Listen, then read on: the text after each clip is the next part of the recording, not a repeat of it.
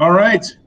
Welcome, everybody. It's the 23rd of June in 2020, Robot Builders Night Virtual. And my name is Carl, current president of the club.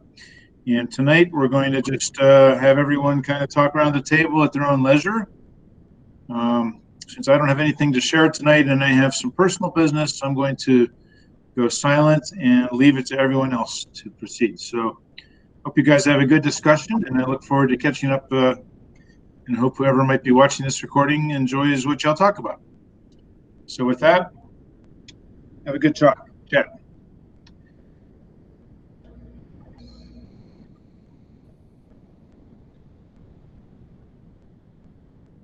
Take it away, Ray. Take it away. Okay, I've been working on the mechanical stuff. So I wanted to make a steering box, and so I cut off a piece of tubing. Let's see, where is it? Right there. And reamed it out so these bearings would fit inside, and they do.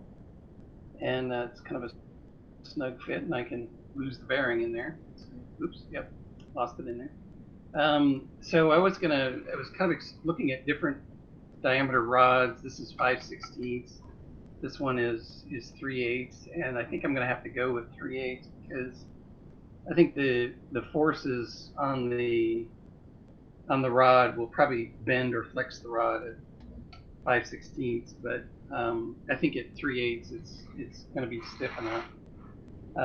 Anyway, I need to mill a slit in this rod for a bolt that's going to be welded to a coupling nut, and the the bolt's gonna stick through the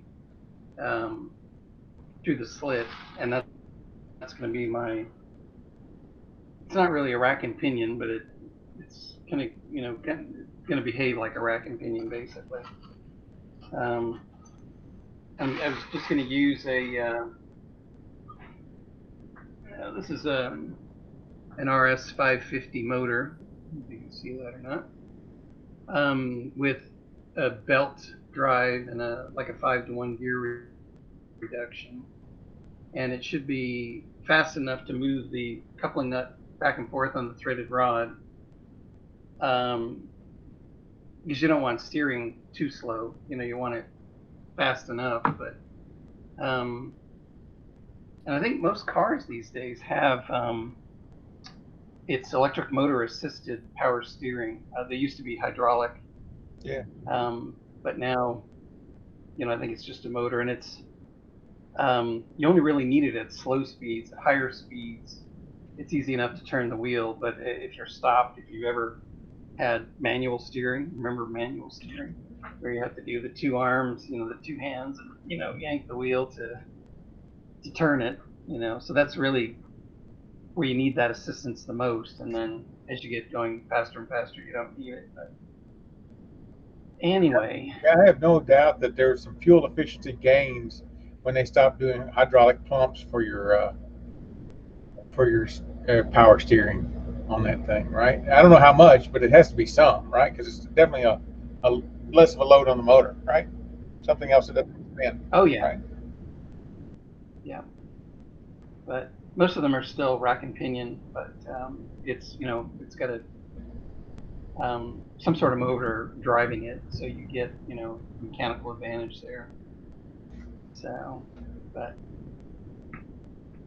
anyway, and that's for the riding mower, because it takes a fair amount of force to turn the wheels on it.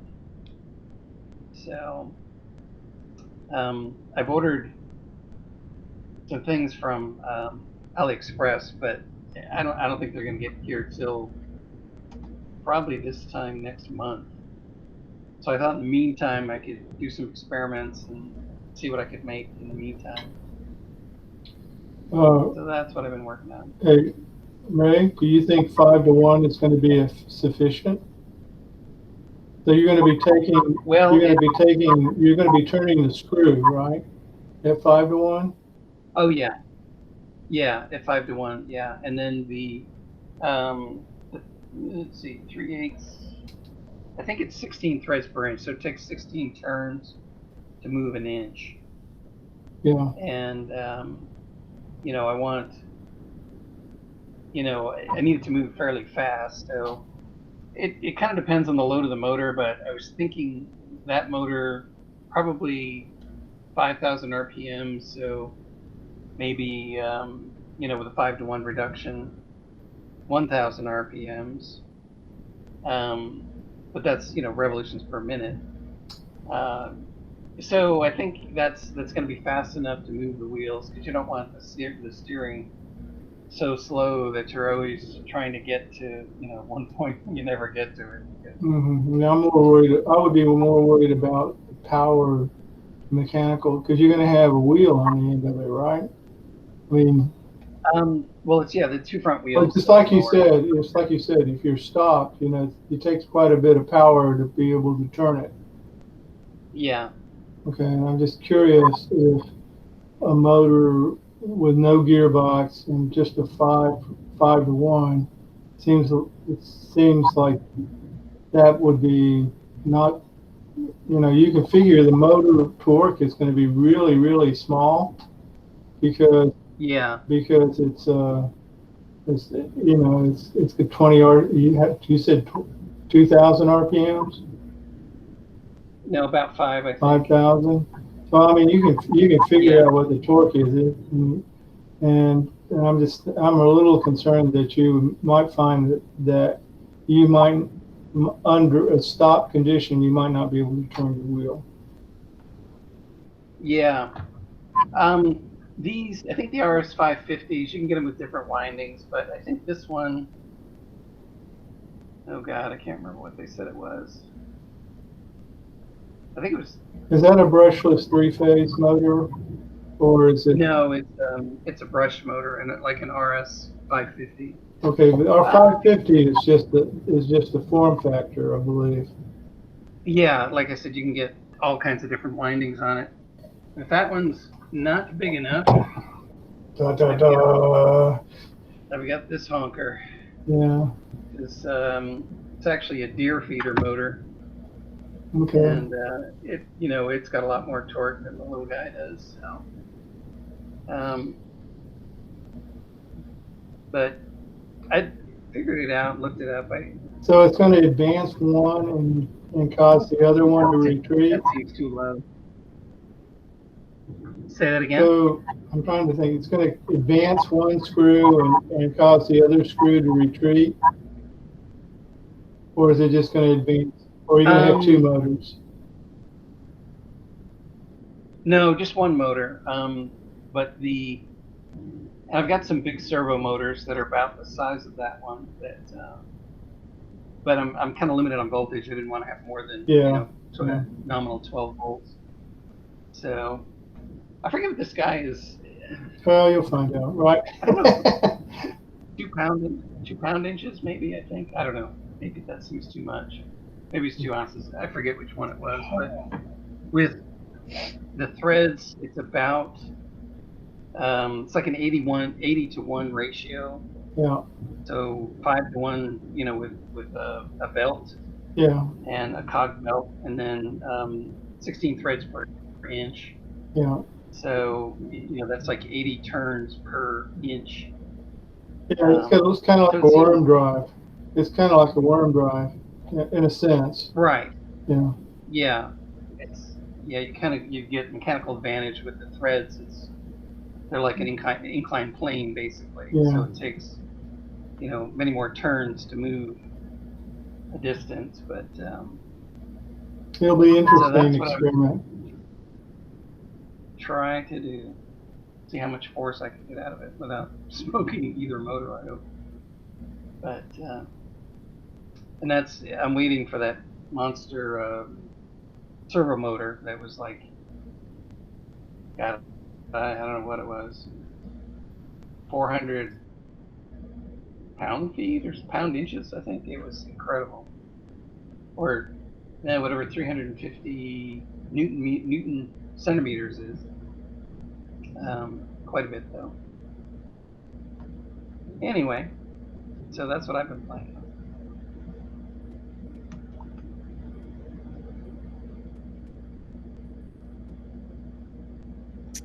And we don't have a Carl directing this, eh? That's right. Oops. You lost your voice. Oh, he muted himself. I can go next because I don't have much to say. I can just say that all I've managed to do this last week is I've been reading a book on Python, and that's pretty much it. So no real physical results yet, but we'll see. I know Python a little bit better. That's a good thing. That's good. But we'll see how it goes.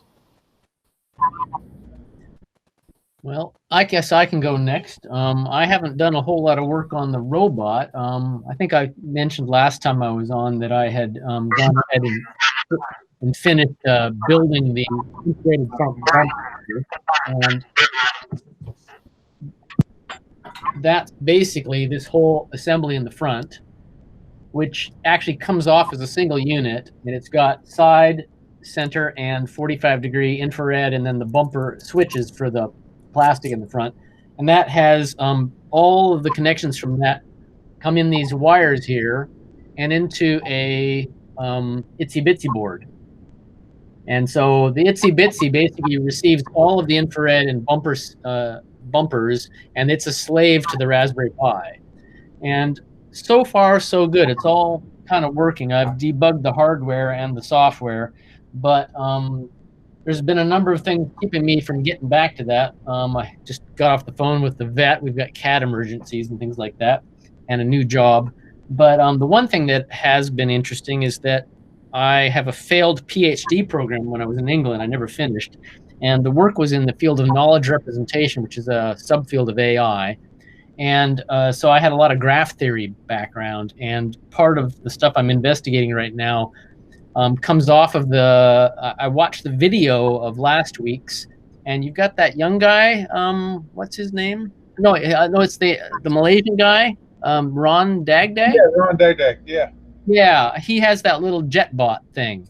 Yeah. And I had been investigating those processors, and I've actually gone ahead and purchased one. I haven't got it yet, but I'm getting the Jetson Xavier NX, which is a 6 teraflops processor, 384 core GPU in a credit card, in a carrier board that's about that big, runs on 15 watts. And turns out there's a graph library, an NV graph library, can do high-speed graph traversal, which is something that if you're getting data together in a computer-based ontology and you want to navigate that graph, if you can do that at 6 teraflops, that's pretty fast. So I thought, well, sounds interesting. You can also use it for a robot or a desktop if you can't think of anything else to use it for. But so I've got that on order, and I'm going to stick a terabyte M2 memory card on the back. So I'll have a terabyte of RAM and 384 GPU processors, and nothing to do with it except try out some C++ graph algorithms and see if I can get it to work with. There's a Java graph application I've done a lot with called Neo4j, which is a really cool graph application. You can do visualizations. So that's kind of not quite robotics, but it is. But it's an interesting exploration. I'll be doing a fair bit of programming with that. I don't know if anybody's really interested in it because it's not quite robotics, but it's in the same field. But that's keeping up a lot of my taking up a fair bit of my time lately because I'm kind of digging into that. Once I get the actual hardware, I can actually do some programming. But I'm just kind of getting my main robot to the point where the hardware is kind of at a stable point. I've got that whole front bumper.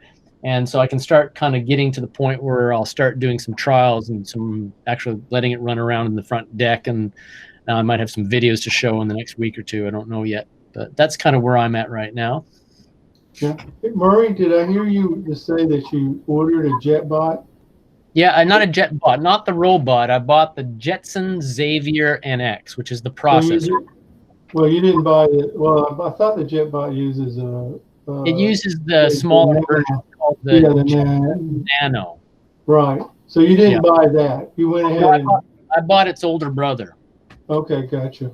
So the Jetson Nano is $100 US, and I bought the Xavier NX, which is the much larger. That one, the Nano, is a 0.5 teraflop. This is a 6 teraflop device, so it's quite a bit faster and bigger. The Nano is compatible. They're actually they both have GPIO pins that are compatible with a Raspberry Pi on them, so I can actually plug Raspberry Pi stuff right onto these things. Yeah. It's pretty cool. But this is the $400 version of that. Okay. And it's kind of interesting because what they actually are is a credit card processor. You know, there's a little card that has everything on it, and it actually fits into a carrier board. Yes. And that carrier board has an edge connector, and that's where you get all your I/O and your memory and your power and everything. But the actual little board is really the thing you're talking about. That's the NX. And those are designed as developer kits. You're not meant to use those in production. But let's say I want to put this into a production system. I would go ahead and buy the production module, and it's only the processor with no carrier board, and you put that into you might buy a whole array of these things and have maybe 50 of them, and then you've got some serious supercomputer power there. And that's kind of what they do in commercial or industrial or military applications, is they put these things into clusters. And at 6 teraflops per card at $400, you can get some pretty serious processing power for a few $1,000s. Yeah. I don't have that kind of need, Mm-hmm. but it'd be kind of fun to play with anyway. Mm-hmm. You can actually buy a supercomputer for $400. It's pretty cool. Yeah. And I should mention, though, that I'm not sure if someone had passed it around, but there is a YouTube video. It's that one British guy or English guy that does the robot stuff, and he's got a video where he's taking the JetBot Nano and he's trained it so it knows the edge of a table, and he shows how just with the camera as a sensor, this thing can be trained to know where its boundaries are. I think he put like 190 photographs into it. He trained it, and then it would basically drive around in his house and not hit things. So you can actually train them, and it's just out-of-the-box software. You can train these things. So it's basically a camera as a sensor. It's like the really big version of, what do they call the Pixie camera? This is like a giant version of that. Mm-hmm. Anyway, yeah. We'll see how that goes. We live in exciting times. There's so much available. Yeah. It's kind of hard to know what to do with some of this stuff. Oh, yeah. Yep. And who's next? John, are you up? Once I click, I will. There we are. We can hear you. Good. So 2 things I want to bring up was the guy in the mail this. Okay. So it's issue 6. And hopefully I grabbed the right one. Maybe I did. Okay, it's the issue I had laying around. Okay, I didn't realize that. But anyway, in the issue, it had 2 things, which I thought was interesting because it had the robot vision for everyone. I don't know if I can get them feedback, but anyway, so they had that. And then they had an article about the HF antenna restriction for the SDR. So I was going to read the article, but I haven't got around to it right yet. But that was... That's the June issue of Servo? It was a issue 6, 2019 I had laying around that I happened to pick up and saw that. So I was like... last year, okay. Yes, last year. And it happened to have the 2 articles that we were been talking about. And it suggests Python in it, so I was playing. So that was interesting. Then the other thing I've been working on was I did test out my, let me grab that. I test out the little sensor board thing that I had on my Mega. Yeah. Okay. And it's working nice, so I'm thinking I'm going to go with the Mega. So I rebuilt my head for it, so it looks like that right now. So that's that part. And currently what I'm printing is basically a version of this. And what this will do is, there's my battery. Basically, there's a, let me grab this. It's got too many parts. Anyway, in the robot, basically, there's a hole in the center of it. If you can see that, where the battery can basically slide into it like that. Mm-hmm. The only problem is, in the original design, they have a hole down the bottom, so you literally the battery could drop through. So this basically will hold that in there. Unfortunately, I was off by 1 millimeter off, so I'm print version a slightly little nearer, but it'll basically go in there, and then the battery pack will go go into that, and then this whole thing drops into that hole basically. Cool. So, but I haven't got beyond that, other than, as I said, I did test the bore, so I know that bore works. So the next goal is to put the hinge, put the hinge on the front and put it all together. Cool. So hopefully this next week, depending upon how much we get rain-wise, or how much I say indoors, in other words, I'll work on that. That's the plan. And you were off by 1 millimeter. Yeah, it was just, it's a tight fit, in other words, at those days. So yeah, I don't know if, I mean, you probably can't really see it, but yeah, it's, it's almost a debate whether sand it down versus, but making a one, right, but hey, the printer can do its thing. In fact, it's doing its thing right even as we're speaking. When we catch it, it takes about 12 hours to print this with this printer. Wow, so, that's a long time, John. It has good resolution. Okay, so that's the key. You get the resolution versus speed factor, and you just let it run overnight, right? Basically all day. Wow. That's what I mean. It started this morning. I forget when I started this morning. I'm up to 74% right now. Cool. It's cool, John. So are we going to see some scratching next week? Maybe? Something maybe. I can't define exactly what it's going to do. Because, well, it's, in fact, that was, depending upon the time, I may print another one. But, let me get this back in here. Because you see right now, this basically is the side angle of it, okay? So, in theory, it could reach, it could reach up, basically, could reach up and do that number on the top, something like that. Now, what I may do is build a hood cover that goes on top of this and wrap it around it. And I'm debating about that. Or to leave it open so you can see the brains. Either scratches or gestures, I think. Either way. So, but yeah, it's slowly coming along. It just takes longer to print, especially when you do the trial by error thing, where you look at it and you go, modify it, print, look at it, modify, print. But it's getting there.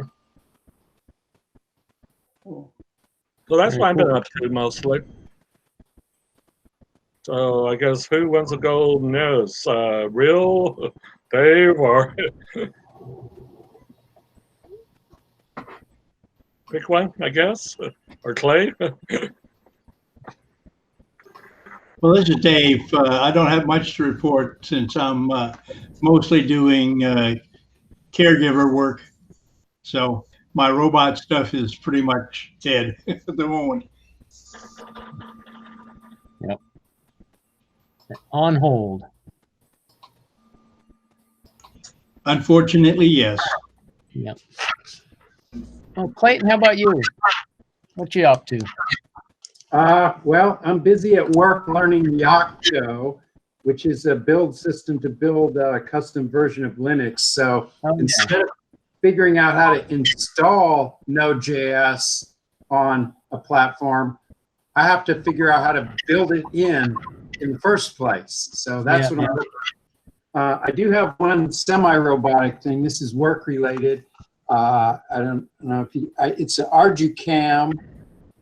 And what this is, it goes on a Raspberry Pi, and it's basically a multiplexer that lets you connect 4 cameras. There's 2 connectors on this side and 2 on this side, so you can put 4 cameras in and then 1 connection back to the Raspberry Pi. So I'm going to be playing with this here soon, putting 4 cameras on a Raspberry Pi and playing around with that. That's cool. Who makes that? Arducam. They make a lot of camera and Raspberry Pi related things. I've used one of their computers before. Yeah, that's cool. Yeah, they have a camera on the back of the robot as well as the front or something like that. Clay, can you put the link in the chat? Yes. So this is actually for work, but it's really just a prototype or proof of concept. At work, we need to connect many cameras to an ARM core, and figuring out how to do that is kind of tricky. So I saw this product and told my boss, and so he bought one, and he's going to let me play with it, and hopefully we can see, basically how they did it and what works on this, and we'll probably do something similar. Cool. Is it looking at one camera at a time? Yes. So the vendors we're talking to are telling us we need a big, expensive, complicated FPGA and some IP. But what that is for is so you can stream from 4 cameras at the same time. So you could do like a security camera where you could see all 4. But that's very complicated. This cannot do that. This basically is a multiplexer, and it lets you go from one to the other, to the other, to the other, which is fine for our application at work. We're basically taking very high resolution stills. So we just need a simple circuit. I explained, they're saying, oh, you can't do that. You can't put 2 cameras on the same MIPI bus. And so finally I had the philosophical argument, wait a minute. I've got a Raspberry Pi and I've got a camera and there's a little cable. And suppose I unplug this cable from camera 1 and plug it into camera 2. And I unplug it from camera 2. Now, why can't we have a circuit that does that? I can manually multiplex it. You've got to be able to make a circuit that can do that. Yeah. That's all I need. Yeah. And that's controlled over GPIO or I2C? If you can see, this is a hat. So it does plug on. So I don't know, but my expectation is they're using a few of the GPIO pins, perhaps even I2C. I'm not sure, but yes, I imagine they are controlling the multiplexer through that. And then you got one cable going into the main camera port of the Pi. That's where you read all the stuff, right? It's basically 4 inputs, so to speak, and 1 output. And by the way, MIPI, I've learned a lot. MIPI is a one-way from the camera to the processor. However, along the, quote, MIPI bus, there's I2C as well. And it actually has another name. It's like SCCB. It's over I2C, but there's a serial camera control where you can control, the exposure and the white balance and all kinds of frame rate and all that. That goes basically on a side channel to the camera. Yeah, looks cool. I'm just reading up on that. I can't find out how it works. Yeah, it looks nice. And Doug, I was going to say, you mentioned you were reading a book on Python. When he first had the lockdown and I was unemployed, I started taking a lot of online classes, and there were several good and also free classes to learn Python. I could send a link to one.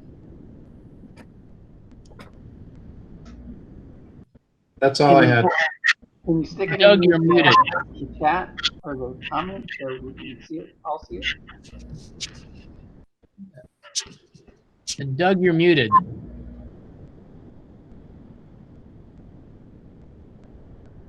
Oh, you're still muted. Clay, if you can put those links in the chat, that would be great. Yeah. If you can get them. Actually, if you search on Google for Arducam, ARDUCAM, Arducam camera multiplexer, it pops right up. I found it. It doesn't look to be very expensive either, I guess, eh? Can't find a price, but yeah, I don't have two screens, so I can't do it. I'd have to go away and come back.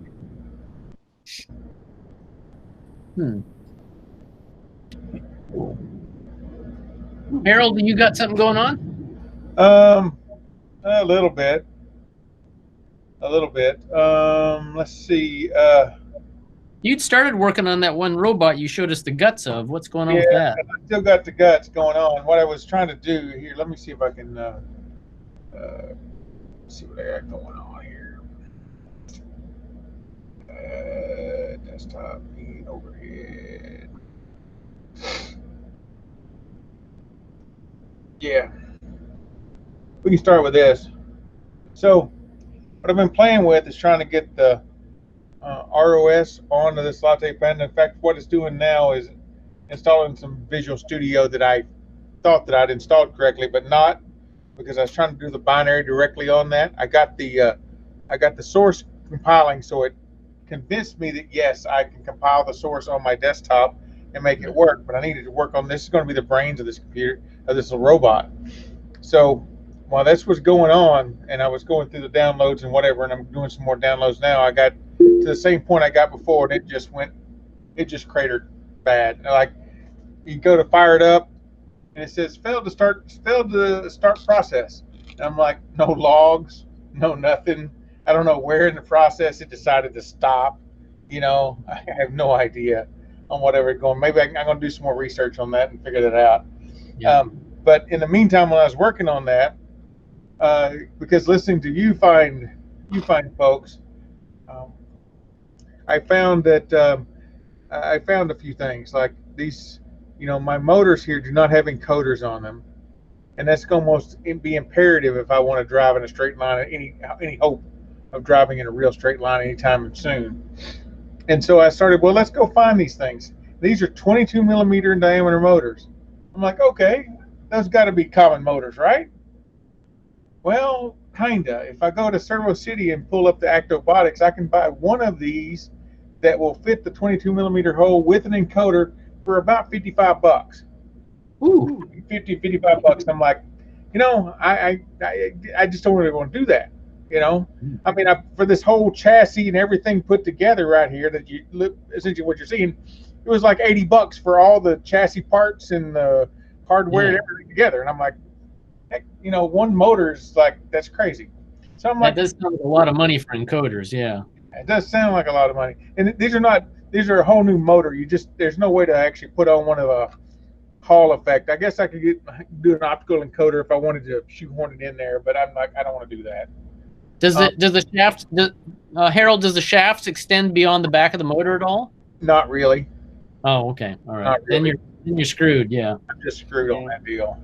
So I said, okay, well, I mean, let's go look it. So I got on the AliExpress just because, well, all of you folks, again, I'm going to blame it on you anyways. I don't know what the wife will say about the bill, but I'm blaming it on you guys. And so I said, we should be able to find one of those. Guess what? It's almost non-existent on AliExpress. A 22 millimeter motor with an encoder on the backside of it. Like, please. I found plenty of 37, plenty of, like, there's a bunch of 8 millimeters over that, but I can't do those. I found some 20s, so it's kind of close, like one set of them. But I found a ton of 25 and 37. And so after I spent way too long, I haven't opened these up. They're in the box right now. I got on to, I'll shake them so you can kind of hear them. What's in here is because I'm going to do an opening on Twitch when I get the motors in. I found they have another hub, fits the same bolt pattern on the model that's basically an inch bore or 25 millimeters. On it. So I ordered up a couple of those, and I found tons of the 25 millimeters with encoders on them. I picked one out of random, So the motors came to about $23, both of them, plus a $25 shipping charge, which is, but still for one motor from Acto Robotics in Server City, I get both motors, encoders, wheels, and a bracket if I wanted it to use it in the thing. And so I thought that was an acceptable expense. And so they've just gotten shipped to me, and it's got some weirdly specific time frames. It ships to me and it says it will arrive to your house between 34 and 34 days from now. I'm like, really? I don't know what that means. It comes from a computer, of course. It comes from a computer, of course. And so so that's what I've been in the middle of doing, that and throwing out my Twitch channel. Here, I'll transition back. Throwing out my Twitch channel, trying to get a little traction there, and doing robotics. In fact, I was just having a conversation with Mr. Dagdag earlier today, and we're going to do a global AI tour. Me, Giorgio, a guy named Chris Rishi, hopefully a Troy man will help us too, and of course Ron Dagdag. And we're going to, at the end of July, we're going to have some kind of, we don't know exactly how it's going to work yet, some kind of online conference thing go on. And my task for that is to, hey, we've got these 4 workshops. We need 2 of them to do with. Which ones should we do or not? And so I'm workshop number 2, which is which is adding special skills into the cognitive search. So taking unstructured data and ripping through that. And so I'm going to be throwing that out on my Twitch channel. I figured that workshop out as well, playing with that stuff. And a lot of that's really fun, and basically doing a lot of the same stuff Murray was just talking about. Basically taking this unstructured data, analyzing it, throwing a bunch of, I'm going to guess, graph theory at it, and then making sense out of it, and where you can search through it and get, they call it enhancing the data, and then you can get some kind of usable structure out of the thing that you can get more clean information out of it. So that's probably what's going to happen in the next little bit, but hopefully I will correct my errors on my robot ROS install, and I've started using my design sheets again, and I'm twitching up all kinds of stuff to model my little robot up so I can model some parts and 3D print some things and do more building things on it than just sitting here cussing. What is it?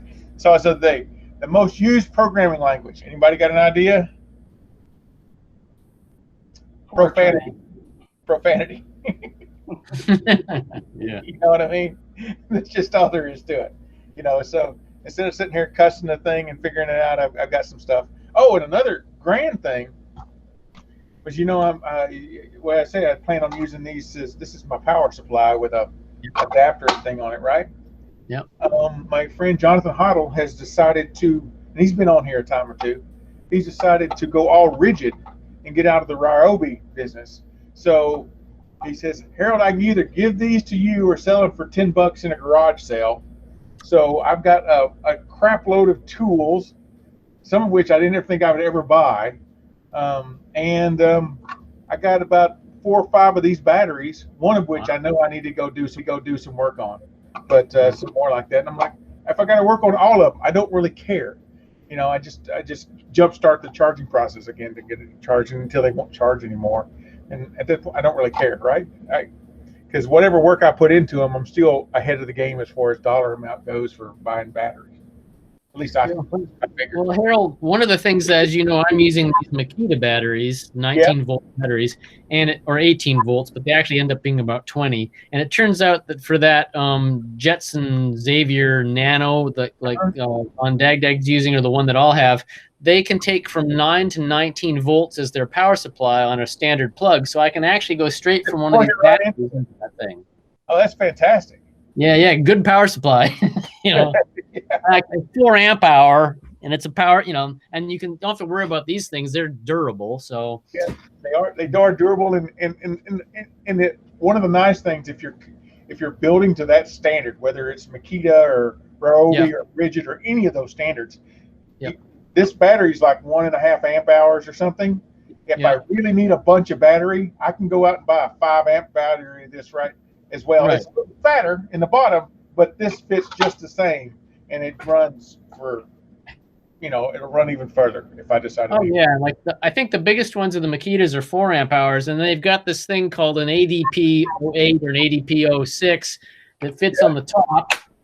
I hacked mine, so I've got a power plug on it. So I've got my power it goes right to the battery, but normally they just have a USB out. But then you don't have to play with putting little pieces of metal into the battery or anything like that. You can just put a hat on the thing basically and get your power out. And that little push-on thing, I think, is like about $20 or something like that. Yeah. So that's a nice, safe way to get power out of one of these things. Yeah, because I have opened up a couple of these, and they've got some stuff in the guts, but it's pretty straightforward in a lot of ways. They got some batteries in them. They got a circuit board to keep you from doing bad things. You'd be surprised if there's no battery in there, I guess. Yeah, I would be really surprised. And away we go. Yeah, I have an old Ryobi battery. It it discharges itself on a regular basis, but I can always stick it on the charger and it always comes back up. It's amazing. Yeah, the newer ones are all lithium ion. The older ones maybe NiCads. So you might have some memory going on if you've got NiCads on that. But they all fit the same tools. They've been fitting these these OnePlus tools forever. Well, the way I looked at it is that, I didn't know what my real power supply requirements were going to be, but I did know that I was going to have a requirement for 5 volts for my CPU, and then I was going to have I think it's 9 or 12 from my battery from my motors. And I just figured I really wanted to have the ability to not have to use either like AA cells or something like that and charge 100 AA cells. And also the drag on a battery, those things can explode if you get them too hot. Whereas something like this, these things are designed for power tools. That they can handle the amperage. So I think that was one of my first things in getting back into robotics, is trying to figure out what a safe power supply might be. And these things are not cheap, but they're sure durable. They are durable, and because just like you said, Murray, they're meant so that I can drag a lot of amps off them really quickly, and they hold up and safely. Yeah. I had a DeWalt charger that apparently had a recall that I never found out about, and bought some new batteries, put it on the charger, plugged it up out in the garage. Came out in the garage, it was filled with smoke. It was nice smelling smoke too, wasn't it? No, it was ready to catch fire. Basically, it had melted the top part of the charger had melted. It melted the new battery. I brought it back to DeWalt, and they said, "Oh yeah, that thing's had a recall on it for a long time." They gave me a new battery and a new charger. So you hope. Can't complain too much. Well, in the U.S., you could have sued them, so they were doing the least they could do. Probably, yeah. Because I don't know if you guys have looked at YouTube, but if you look for photos of, I should say, videos of lithium-ion batteries that have been abused, they usually explode in a big boom. Oh yeah, They're quite dangerous. That lithium is fairly reactive once you get it going. There's no doubt about it. Yeah. So who's next? Will, we haven't heard from you yet. What's up? You got any news? I think Will's frozen. Oh. He's turning off his muting. Will looks frozen. Right? He might always look that way. I don't know. I mean, I don't think so. Maybe try signing out and signing back in. Yeah, I think his image is frozen, isn't it? Yeah, it is. The battery is really good at holding himself still. Yeah, very still. Yeah. He could be one of them statue things on the, like down Bourbon Street or something, where you take pictures of him, that kind of thing. Right? Yeah. Oh, here he goes. There he goes. He'll come back in. Have we heard from Doug yet? Yes. Oh, yeah. Oh, that's right. Yeah. Yeah. Well, we'll give a second for Will to come back. He's probably dialing back in again. Does Carl have to let him back in? Oh, really? I'm thinking so, because for a moment I clicked on the wrong thing, and it took a while for him to notice the Here he is. fact. Oh, we got a W. Yep. Oh, There you are. You're muted, Will.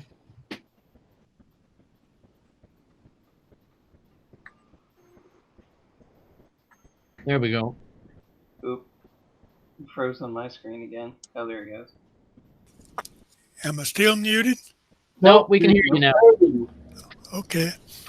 Well, several weeks ago, Ron made a simulator for line tracking. I believe he gave a copy to Ed, and I've been playing with that. I found it quite interesting to watch things as they went. Other than that, I have worked on, well, several weeks ago, I did work on my robot some. That's, Wow. It's gotten big. Damn, that's a big robot.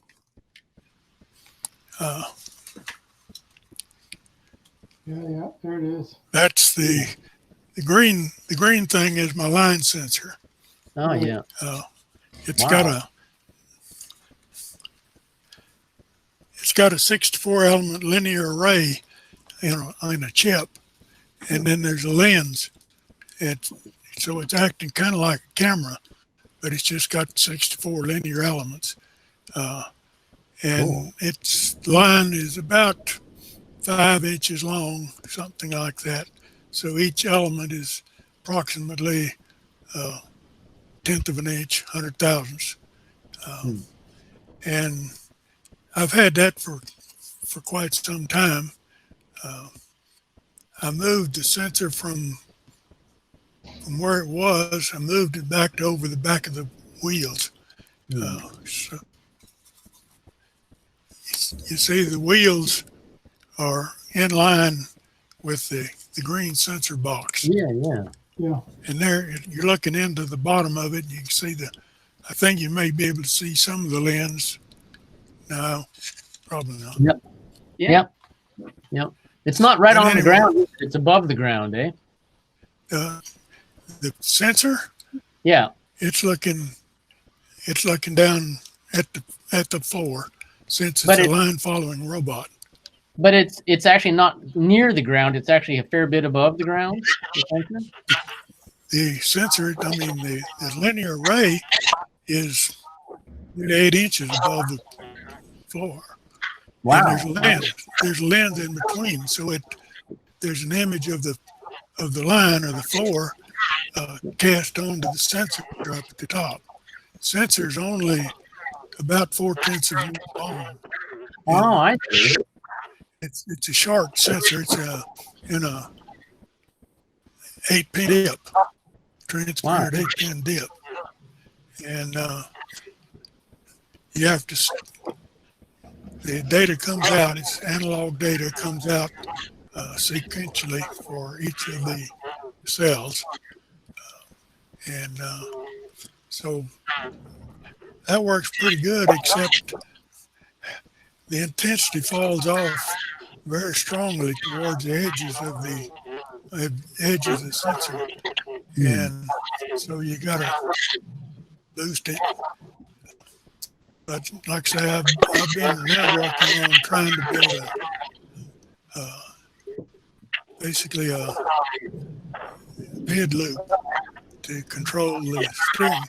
So you may have noticed it's not a differential drive. The wheels are free. They're free turning, and the drive is the steering wheel. Oh, yeah.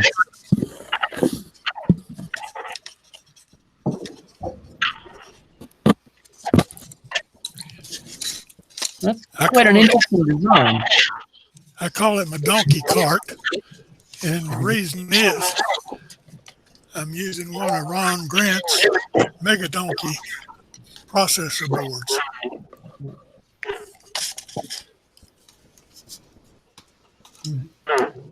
One of the problems I'm having for the bid controller, for the derivative, what you normally do is take the difference between two successive scans.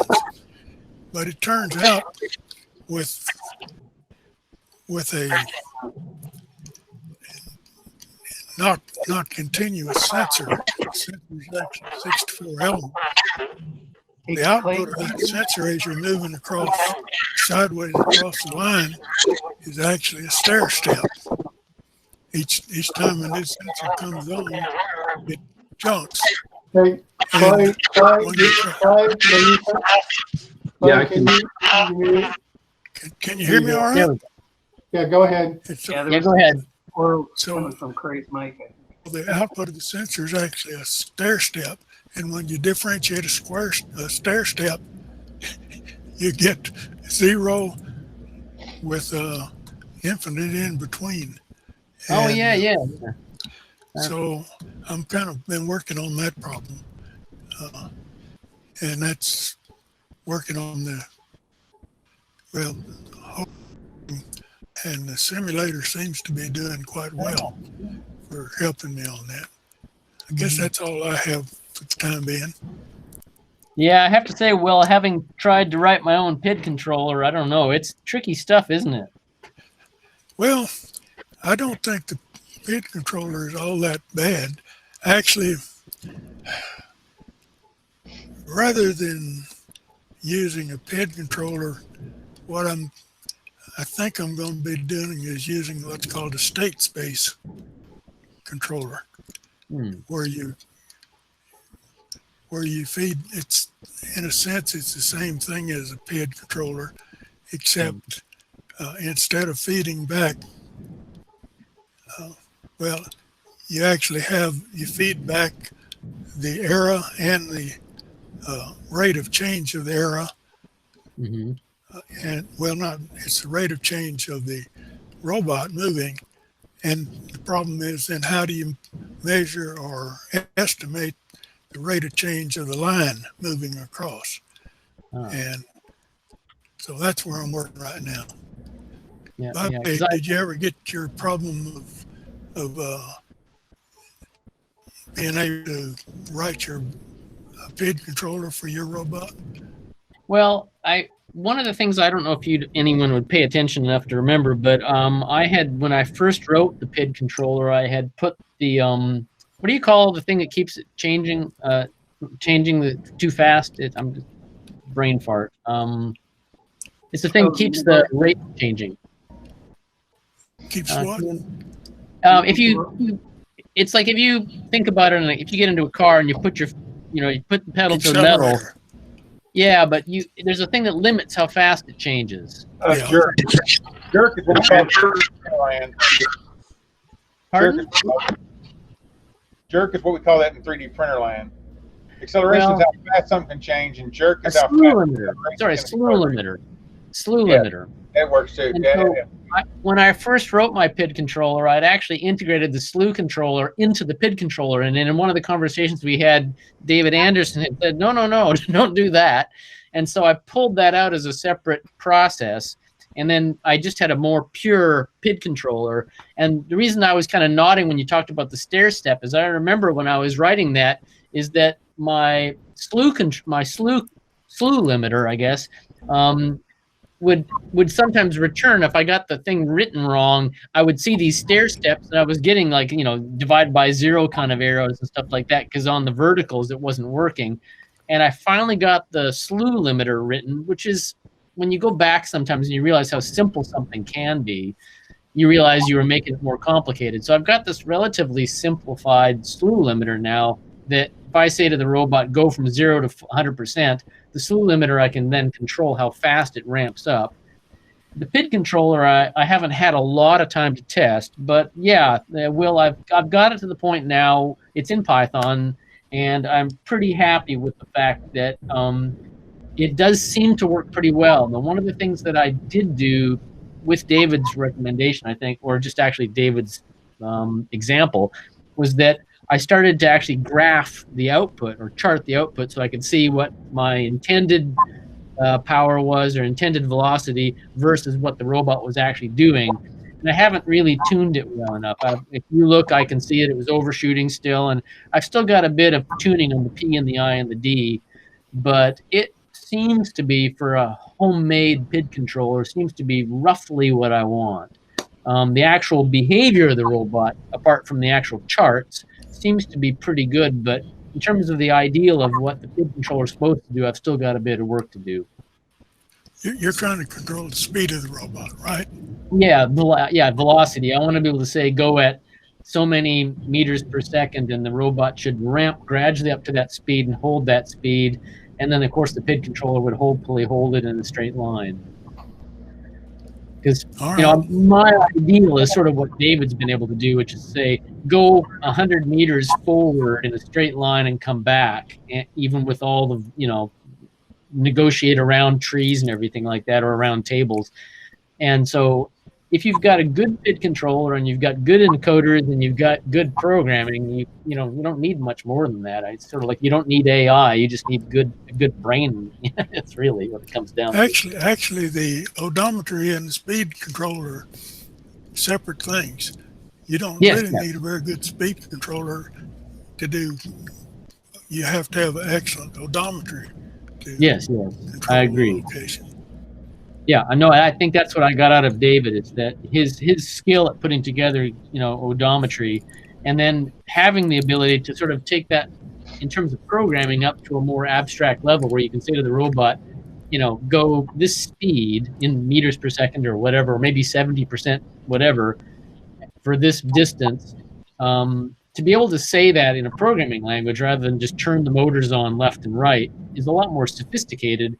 And so that's sort of what David does. He says, you know, go at this rate, and then you've got theta for turning.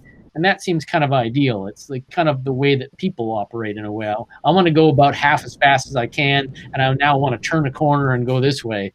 And so what I'm trying to do is have it so that the functions, the Python functions I've got, sort of mimic that. So I can say so I can have my program say, this is how I want the robot to act. And rather than just turning the motor on at 50% or something like that and hoping it gets there, you know, yeah, having that odometry control is really important. All right. So, all right. Dave, what you been doing? Dave, actually, what you been doing? Oh, he's muted. I've been doing full-time caregiving. Unfortunately, the robot is sitting on the desk. Hopefully providing some inspiration, though, right? Yeah. Yeah. Well, is that everybody then? I do believe so. Yeah, and Carl's not back yet. How do we turn this thing off then? We can all leave, but Carl, just keep going. I don't know unless you send a message. Did he say how long he was going to be away?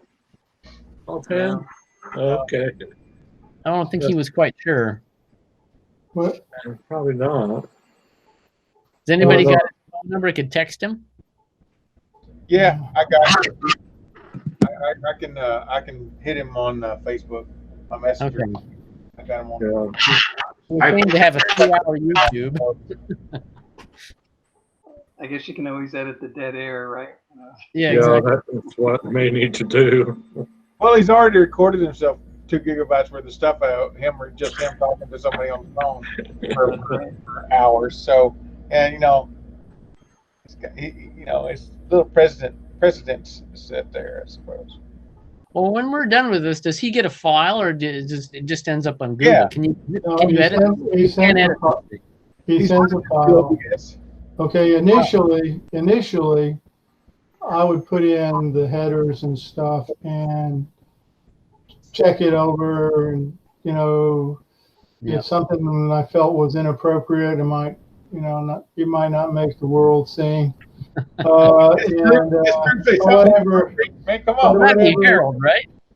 But anyway, the whole point was, they were edited, but that meant we had to re-encode it and do all of this.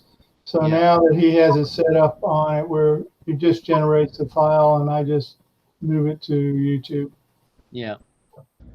Technically, if we don't mind, you could just blow this right to YouTube Live, and YouTube will have a copy of it when you get done with it.